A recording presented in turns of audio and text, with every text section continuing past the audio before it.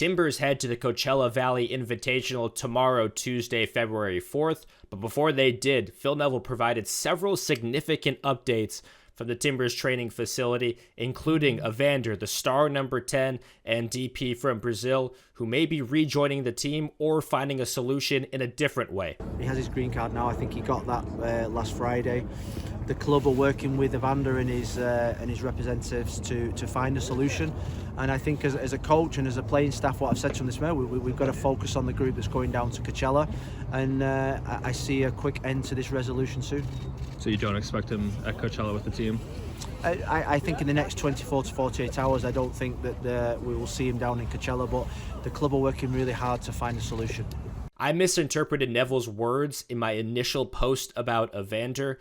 He was not saying there will be resolve in the next 24 to 48 hours, more that he will not be at Coachella in the next day or two. My bad on that one. Apologies. So the tweet more reads like this: still significant news about Evander, but not sure if it's going to come out in the next day or two. Nonetheless, this is the most direct Neville has spoken about Evander, and we're less than 3 weeks out from the opener versus Vancouver. I also asked where else are the Timbers looking to strengthen in this squad, and he brought up the number 10 position. Any other spot in the squad you're looking to strengthen before that first game against Vancouver?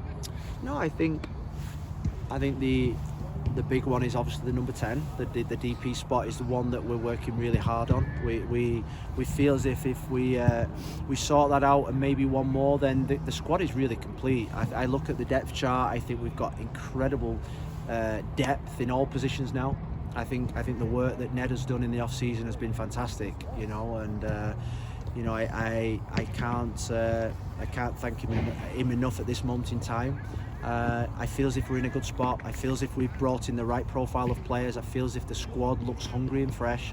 And apart from maybe one out and maybe two in, I think we're nearly at the point where we're good to go. Some important players are dealing with injury. 21-year-old talented center back Finn Sermon didn't play at all in preseason thus far in Southern California, dealing with a lower body injury. Also, the Colombian connection on the right flank between Juan Mosquera and Santiago Moreno are both out. Here's what Phil said about their injury status. Yeah, we had Santi and Juan are inside. There's still I still have probably 10 days, 14 days away from maybe joining back with the team. Finn Sermon spent his first day out here, which was good news. He took a knock in the first week, which we thought was minor, and it's just lingered on a little bit more. David Ayala's trained partway through the session, so that was good news.